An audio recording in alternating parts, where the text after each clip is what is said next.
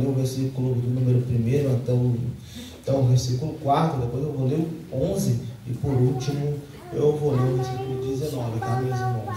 O texto, o que está escrito no texto é Jesus e a tradição dos anciãos. O que contamina o homem? Os irmãos encontraram? Amém? Para quem não encontrou, tem ali na tela ali, né? Já para facilitar. Então vieram de Jerusalém a Jesus alguns fariseus e escribas e perguntaram: por que transgride os teus discípulos a tradição dos anciãos? Pois não lavam as mãos quando comem. Jesus, porém, lhe respondeu: por que transgrides vós também o mandamento de Deus, por causa da vossa tradição? Porque Deus ordenou: honra teu pai e a tua mãe. E quem maldizer a seu pai ou a sua mãe, seja punido de morte. O versículo 11: não é o que entra pela boca que contamina o homem, mas o que sai da boca, isso sim contamina. E o versículo de número 19 e 20 vai dizer: porque do coração procede maus desígnios, homicídios, adultérios, prostituição, furtos, falsos testemunhos, blasfêmias. São estas as coisas que contaminam o homem, mas o comer sem lavar as mãos não o contamina. Só aí, meus irmãos, poder se assentar. Aleluia.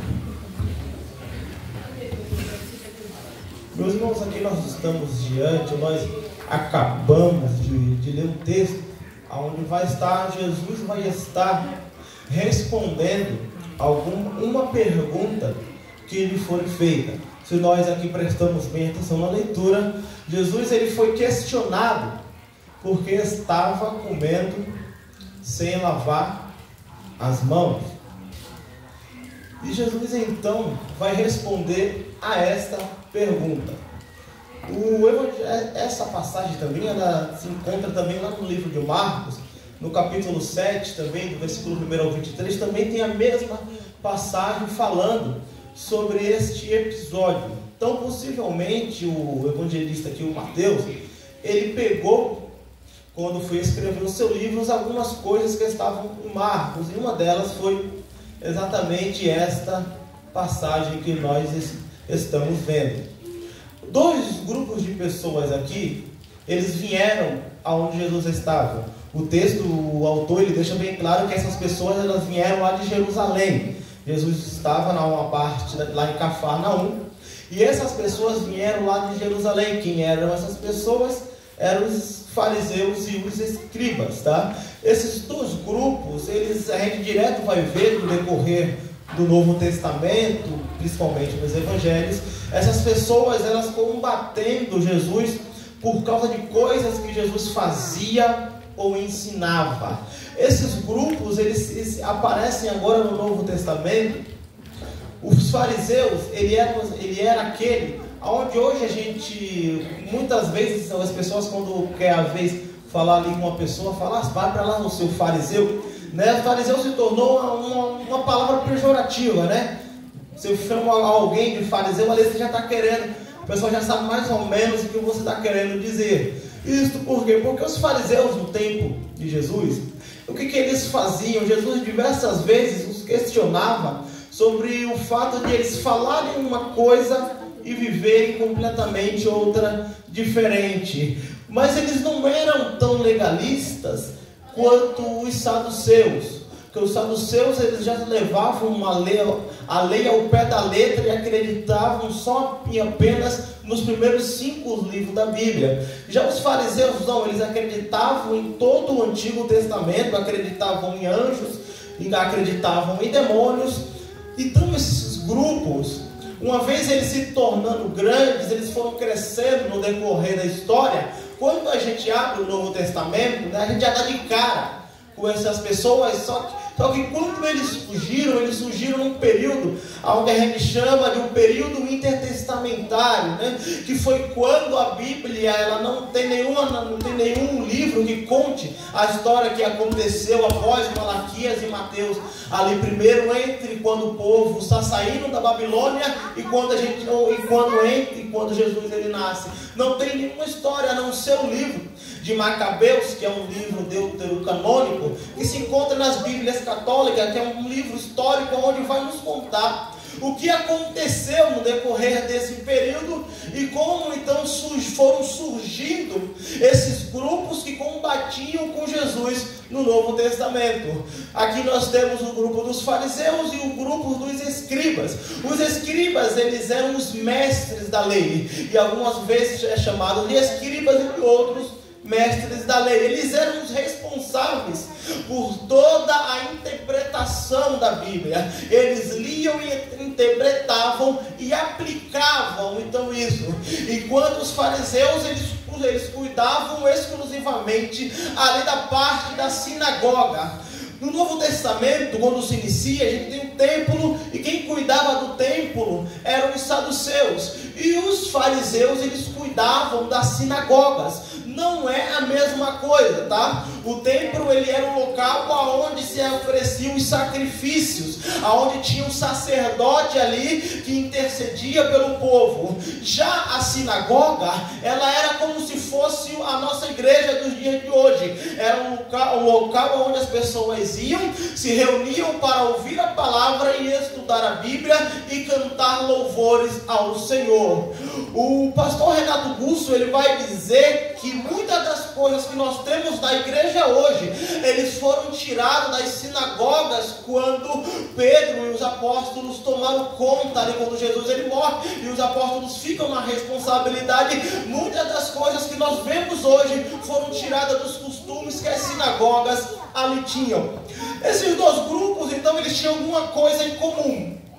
Com Jesus crescendo cada vez mais o seu ministério, e Jesus ficando cada vez mais conhecido, a fama deles ia ficando cada vez mais pequena, e eles então buscavam de qualquer forma algum motivo para poder acusar Jesus de algum pecado contra a sua lei. Então aqui esse grupo que vem de Jerusalém, eles não eram qualquer pessoa, eles eram pessoa da mais alta cúpula dos fariseus e dos escribas, pessoas, aleluia, com alto conhecimento sobre todas as leis dele, tanto a sua lei oral, quanto a sua lei do Antigo Testamento. Eles andavam fiscalizando para ver se Jesus fazia algo de errado, para eles poderem acusar o seu pecado. E aqui então eles vêm de Jerusalém, chegam até onde Jesus estava, e eles passam então agora a observar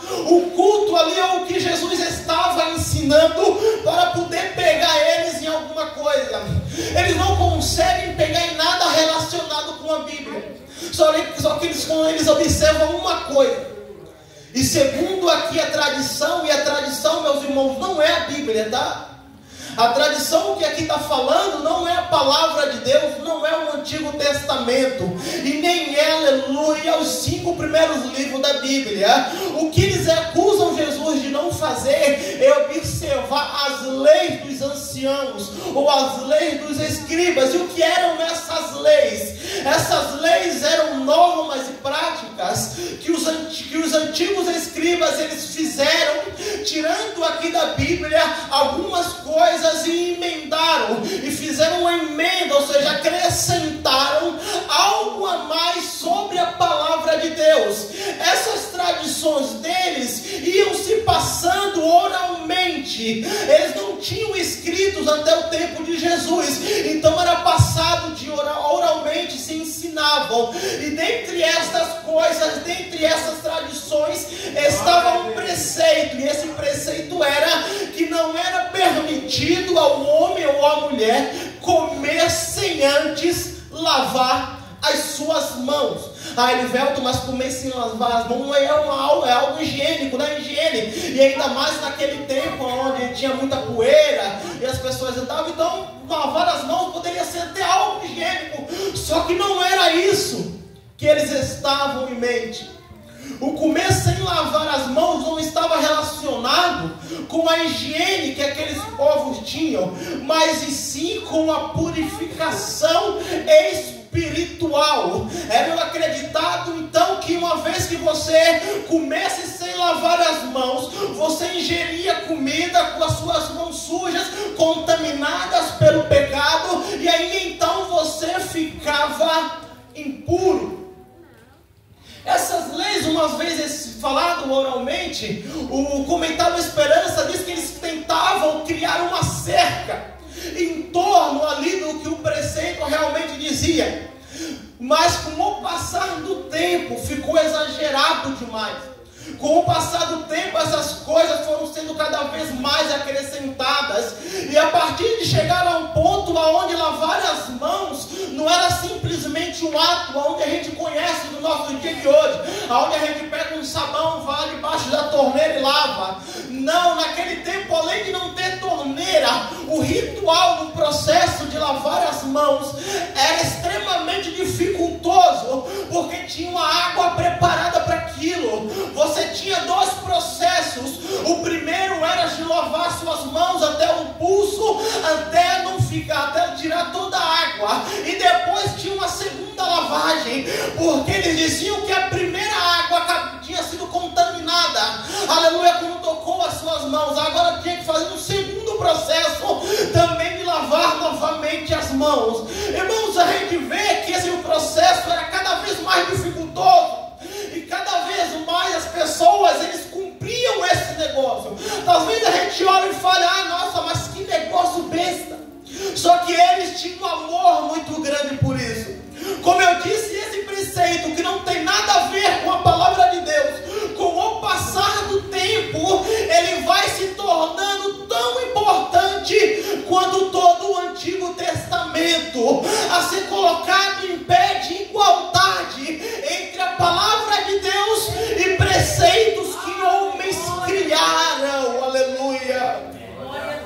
E será que nos dias de hoje, talvez muitos de nós não estamos fazendo dessa forma, colocando em pé de igualdade da palavra de Deus preceitos que foram criados no decorrer do tempo e colocando em pé de igualdade com a palavra de Deus? Esse pretexto era tão importante para eles naquele tempo que o Hernando Dias Lopes diz que era causa de exclusão do meio da comunidade se alguém fosse pego nesse ato.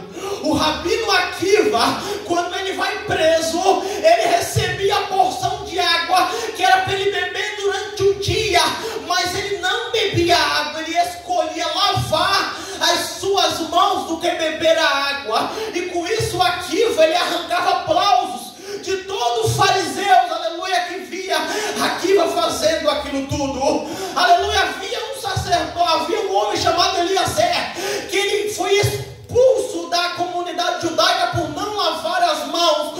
Quando Eliezer morreu, os sacerdotes e os fariseus foram ao túmulo dele e atiraram pedras para mostrar a revolta que esse povo tinha quando a pessoa comia sem lavar as mãos. E eles então questionam Jesus dessa forma: olha, os teus discípulos estão transgredindo as leis dos antigos, eles não comem sem antes lavar as suas mãos. Jesus agora vai fazer uma outra pergunta, e Jesus ele vai nos dizer: então por que vocês transgridem o mandamento de Deus? Por causa da vossa tradição. Ou seja, os irmãos compreenderam bem, a resposta de Jesus era: porque vocês, já que a gente transgride a lei dos antigos, porque vocês estão transgredindo o mandamento de Deus em troca da vossa tradição. E Jesus vai explicar qual que era o mandamento. Porque Deus ordenou: honrai ao teu pai e à tua mãe, e quem maldizer a seu pai e a sua mãe será punido de morte. Mas vós dizeis: se alguém disser a seu pai ou a sua mãe, é oferta ao Senhor aquilo que podemos aproveitar de mim, aquilo que podeis aproveitar de mim, esse jamais honrará ao seu pai ou a sua mãe. E assim invalidastes a palavra de Deus por causa da vossa tradição. O que é que acontecia, meus irmãos, nesse cenário? Havia uma lei judaica, além do mandamento de Deus que a gente conhece bem, que é honrar o teu pai e a tua mãe. Só que esse honrar não é simplesmente e a gente ser educado com os nossos pais. Este honrar não é simplesmente a gente dar a bênção, a gente visitar uma vez ou outra. Não, este honrar aqui está incluído você cuidar do seu pai quando ele não tiver condições de se cuidar de si mesmo. Está condicionado a você cuidar daquela pessoa, mesmo ele estando num estágio vegetativo. É um amor que você tem que cuidar dele a qualquer custo. E o que acontecia com isso? Como que eles invalidavam esse mandamento? Os filhos naquele tempo, o que é que eles faziam? Uma grande minoria, o que é que eles faziam? Eles pegavam e entravam em acordo com o templo e com os sacerdotes, e eles então davam ali uma oferta e diziam: olha, essa oferta aqui é para tal coisa, para eles se livrarem da sua obrigação de cuidarem dos seus pais. Então aquele dinheiro, aquilo que era para ser destinado a cuidar dos seus pais, eles pegavam e davam uma oferta ao templo, possivelmente para algum sacerdote. Então esse sacerdote dava a sentença: olha, você está livre então de cuidar dos seus pais, porque uma vez que você já destinou o seu dinheiro ao templo, o resto Deus vai cuidar além da sua família. Então eles não cuidavam dos seus pais, porque eles destinavam uma parte do dinheiro ao templo para ficar livre daquilo. Ou seja, eles compravam o direito de não cumprir ali as suas obrigações com seus pais. E isso os sacerdotes não viam, e isso os escribas eles não viam, porque eles faziam vista grossa. Então quando eles vão questionar a Jesus sobre o ato de lavar as mãos, Jesus questiona eles, porque eles invalidam o mandamento de Deus em troca das tradições dele. E hoje tem muitos, meus irmãos, que invalidam o mandamento de Deus por causa das suas tradições. Jesus, ele olha para aqueles homens e falou: hipócrita. Bem profetizou Isaías acerca de vocês. Com a boca vocês me honram, com seus lábios, mas o seu coração está longe de mim. Em vão me adoram, ensinando doutrinas e preceitos, aleluia, de homens.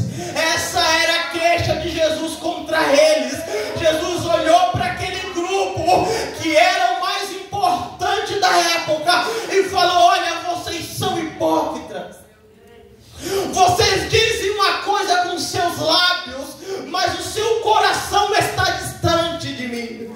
Aleluia, com a sua boca vocês falam uma coisa, mas o coração está distante. Nós temos que cuidar, meus irmãos, e tomar muito cuidado com isso.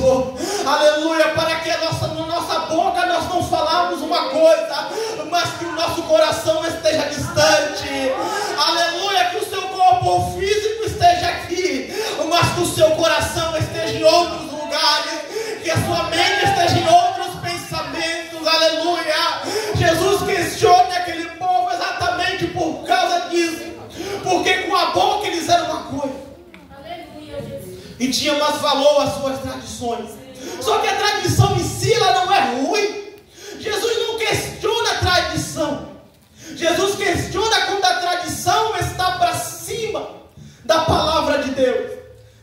Quando Lutero ele faz a reforma protestante, ou se inicia ou dá continuidade à reforma, a gente sabe que no tempo de Lutero havia muitas tradições.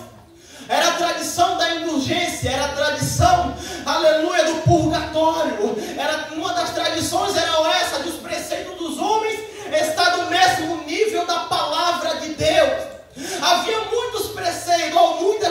tradições no tempo de Lutero. E Lutero ele vai escrever as suas teses exclusivamente baseado nessas tradições.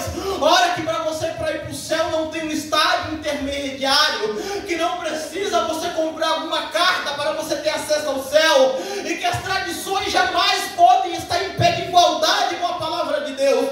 Quando Lutero ele escreve todas as suas teses, as pessoas ficam um pouco assustadas, os líderes da época, e chamam Lutero para que ele faça um outro ensinamento, ou que reorganize aquilo que ele tinha ensinado. Só que Lutero ele fala o que hoje a gente conhece como só a Escritura. Ele diz que não iria ensinar outras coisas, porque para ele só a Escritura é a autoridade máxima na vida dos crentes.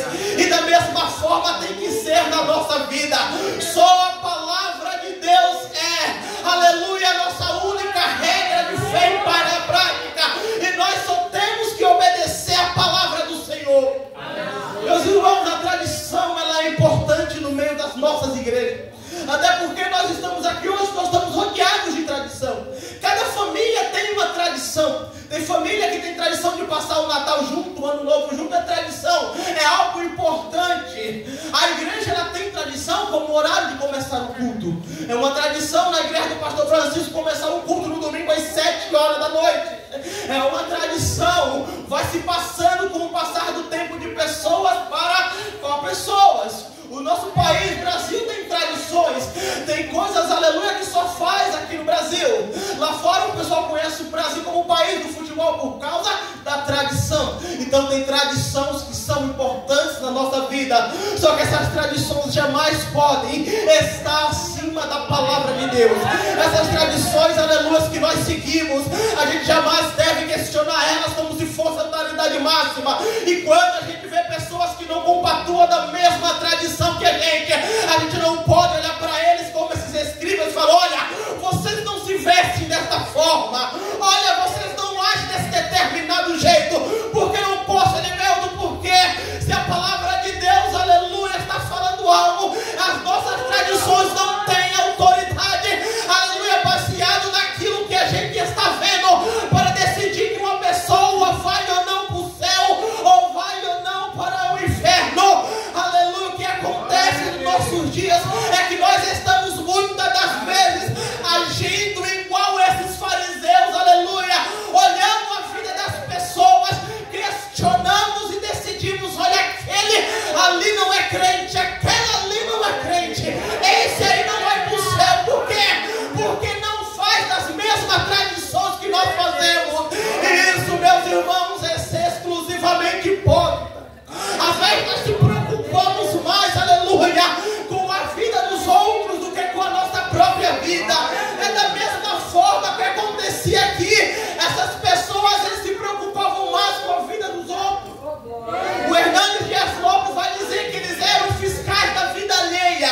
Passavam tempo observando a vida das pessoas para procurar um erro. Tem gente que não tem o que fazer da vida e passa tempo olhando a vida dos outros. É olhando o Instagram, é olhando o Facebook, é olhando o WhatsApp para colocar defeito, para procurar alguma coisa, para acusar a outra pessoa, só que se esquece de cuidar da sua própria vida, cuidar das suas próprias coisas.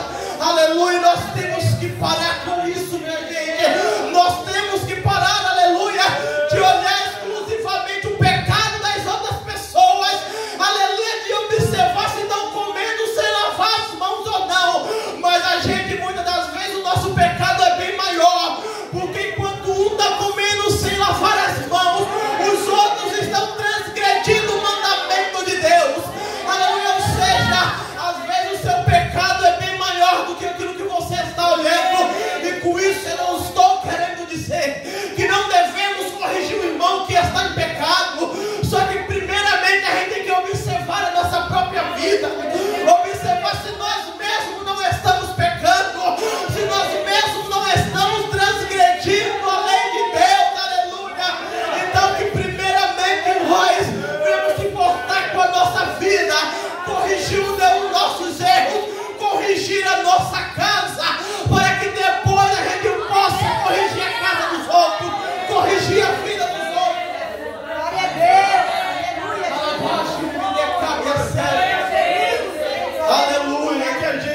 fim está aqui nesta noite louvando ao Senhor, aleluia, com os nossos lábios, mas que o nosso coração esteja lá fora no mundo.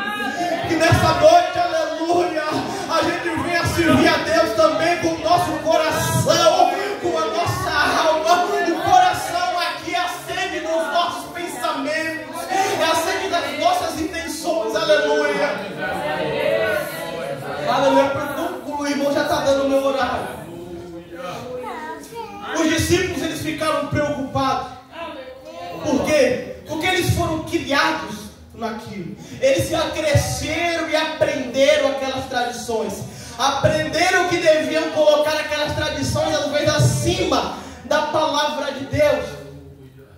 E Pedro então faz quando Jesus ele vai ensinar o que realmente contamina o homem, Pedro ele vai falar: Senhor, os escribas e fariseus não gostaram muito do que o Senhor falou.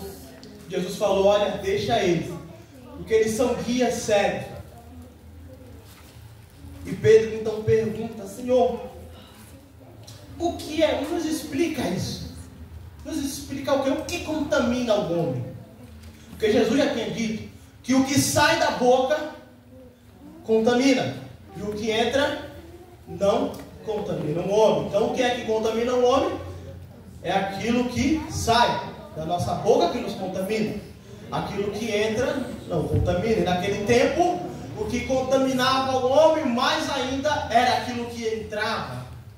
Aquilo que saía contaminava sim, mas o que entrava era o que contaminava mais. Jesus então ele vai nos dizer o que é que contamina o homem. Não compreende, versículo 17: não compreendeis que tudo que entra pela boca desce para o ventre e depois é lançado em lugar escuso?